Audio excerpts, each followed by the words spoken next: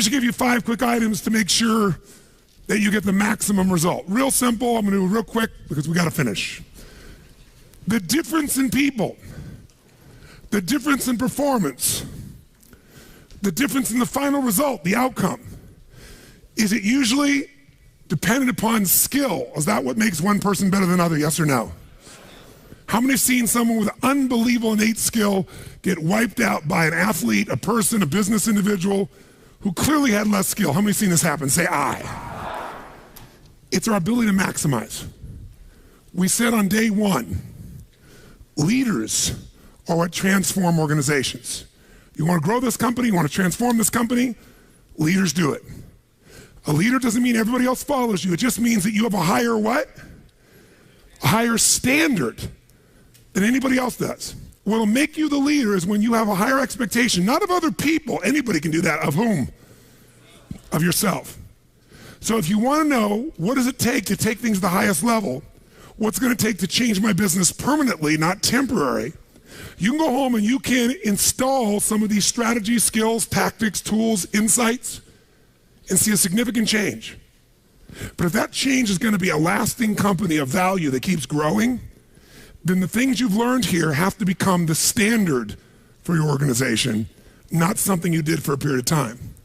Whenever you look at somebody and say, why are they more successful than anybody else? It's always because of step 1, they've raised their standard.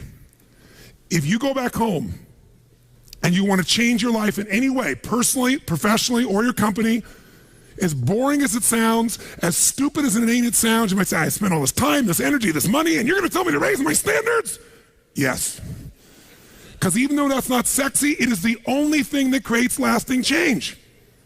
You can go on a diet and you can lose weight, but what will that person eventually do? They'll go where? Back, unless they raise their standard. Now that sounds so trite and stupid and positive thinky or old school, but the truth is it's the truth. So maybe I can language it in a way that's more compelling to you or more simple. What does it mean when we say raise our standards? It means you turn your shoulds into musts. The difference in people is that they turn their shoulds into musts. The things that you used to say I should do, you do your shoulds when it's convenient, when it's comfortable, when it goes your way. But when something is a must, not to other people, but a must to you, do you find the way to get it done, yes or no? Yes. So the difference in people is what's their must, or another word for that is what's their standard. Every person in this room right now, our bodies are a reflection of our physical standards. They are not a reflection of our desires. Most people have a desire for more energy or a better body or a stronger body or a more fit body. We don't get our goals, we get our musts. The ones that are the musts become how you are. And guess what? It shows up in your rituals.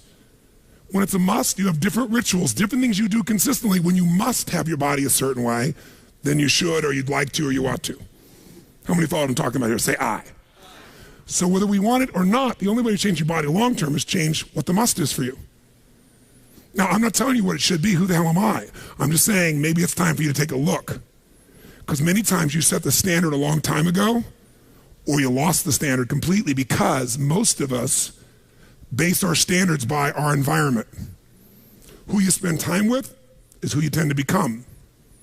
So if everybody around you is gaining a little weight, or everybody around you is constantly tired, after a while, even if you had high energy, you don't want to make fun of them or tease them or make them feel bad. So gradually, subconsciously, you lower your own standard just a little bit. And that little bit is that old metaphor, overused but true. You take a frog and put him in boiling water, what's it going to do? Jump right out. But if you put him in and turn the water up real slowly, over time, it'll boil to death. That's most people's lives, isn't it? And it's usually because you haven't remembered the power of who you spend time with. Who you spend time with is who you become. So one of the things that's great about this 5 days is you found people from all over the world who are all absolutely committed to go day and night and day, literally, sometimes with food, sometimes without, but whose standard was, I am here to maximize who I am, what I'm about, what I'm going to take home, what I'm going to create. That raises your game. Remember, play against somebody you're better than, your skill's going to go down. Play against somebody better than you, just to stay on the court, the game has to go up. Want to change your life? Raise your standard. Want to raise your standard the most? Get around where it's better. Surround yourself with people playing the game much higher than you are. So just to be around them, your game has to rise. That's part of what we try to do. When we come into a company, we create that by raising the standard amongst them. Or you got to do it by yourself, but you got to do it. How many agree with me on this? Say I. And it starts with whom? It starts with us. So raise the standard. I remember when I met Michael Jordan for the first time, and it was while he was still with the Bulls. And I asked him, I got a chance to do some coaching a bunch of people, and I think I introduced him because of this. And I said, Michael, I said, how is it you do this? I mean, you're the best that's ever lived at this stage. Got to ask the same question of Wayne Gretzky. And interesting, Wayne Gretzky, I had read someplace and he gave me the same answer. I asked him the same thing. You're not the fastest. You're not the strongest. You're not, you don't, how is it you're the great one when you're not the fastest, the strongest, the quickest?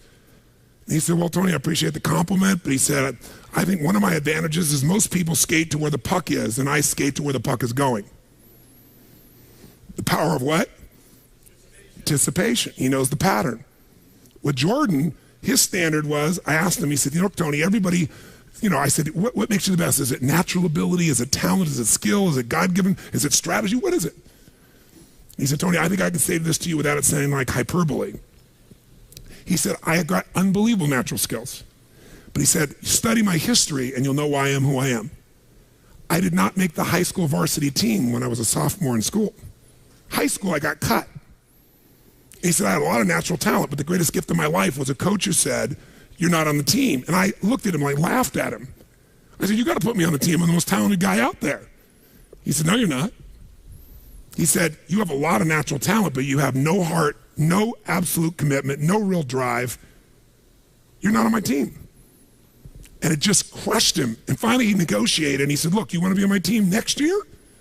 Simple. Meet me every morning before school for a one-on-one practice, and I'll take this raw talent and I'll teach you discipline. I'll show you how to raise your standard. And if you show up the whole year, I'll guarantee you a spot next year. And if you don't, probably the same outcome's going to happen when you try out next year. He couldn't believe it. And guess what? Most people don't know. Michael Jordan got up every morning and drilled and drilled and drilled and didn't get to be on the team. And next year he was on the team, and he was not only good, he was great. Guess when his career exploded? When he lost again the championship to Detroit. And he was on the bus. He said he was crying in the back of the bus, physically crying, pissed off at all the other players that they hadn't done their job. And something inside of him snapped and realized, crying, whining, blaming everybody else is not the problem. I need to raise my, because he realized that's what did it for him originally. And you know what he did that year? He lifted weights like never in his entire life. He decided he was going to dominate every person, every floor, every place, every spot in the country. He's going to be stronger than anybody.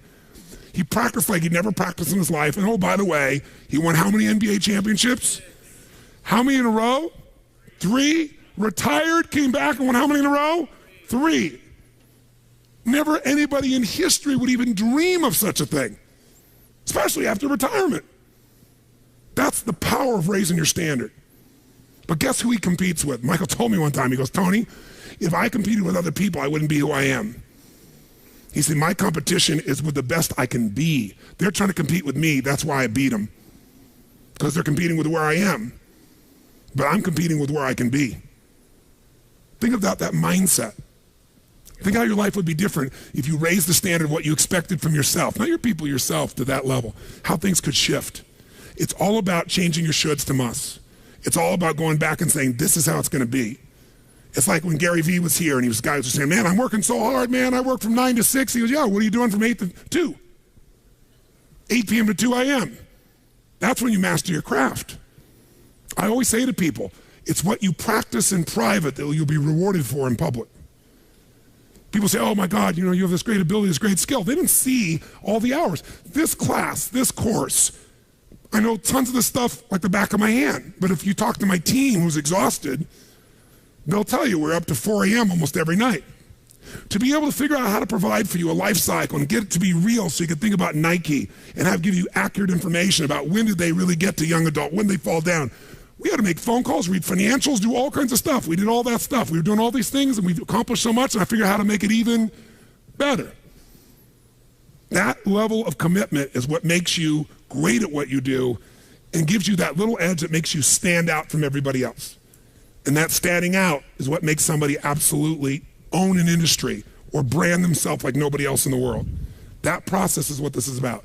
Raise your standard. When you got to go home, you got to say, where are we going to raise the standard? What am I going to take that's been my should and make it absolute must? Where are we going to do that as a team and how are we going to pull it off? Now, who here has ever, by the way, your income right now is a result of your standards as well. It's not the industry and it's not the economy. Who here is making more money today than you made 10 years ago? Let me see your hands. How many feel like it's not enough today? Let me see your hands. And how could that be? Real estate's so cheap now. Computers are cheaper than they were then. You get so much more for your money. Because once you achieve a level, who knows what happens? You immediately, you close the gap, you create a new gap. That's because that's what makes us grow. Who's willing to go back to where you were 10 years ago? Not many. Some of you would be because it's gotten worse in the last 10 years for you. But the majority, there's no way. See, once you're fortunate enough, if you don't like cleaning house, once you're fortunate enough to have somebody clean your toilets, you will not be doing that again, unless you like that. You'll find somebody who loves cleaning toilets and you will pay them handsomely.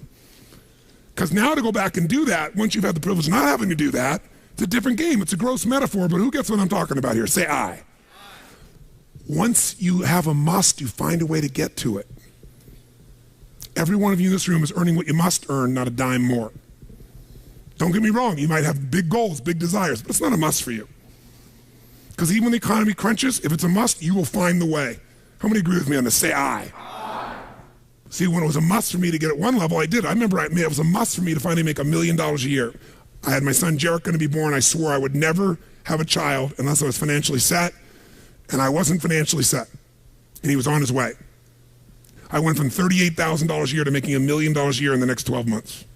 That was all BS. In my head, I thought all my growing up, all the pain was because my parents fought because there was no money. They would have fought anyway.